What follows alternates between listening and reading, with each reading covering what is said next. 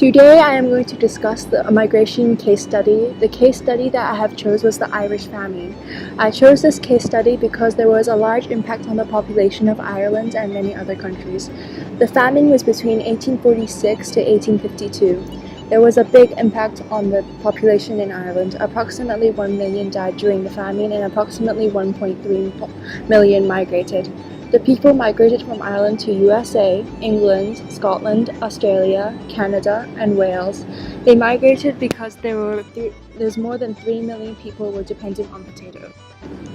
The biggest push was that a lot of potatoes were infected and they could not eat them, which meant that they could not support their family. Another push was the disease from the potato and the hunger since the potatoes were infected. They were pulled to other countries because they wanted to go to a place where the food wasn't infected.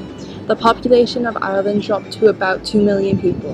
The population in the rest of Europe rose during the famine. The migrants were forced to leave since if they stayed they would starve to death, or if they eat the potatoes they could die from the fungus.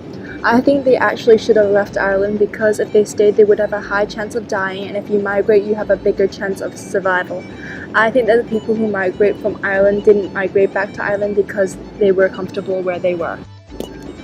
The migrants from Mexico to America was voluntary migration, which meant that they had a choice.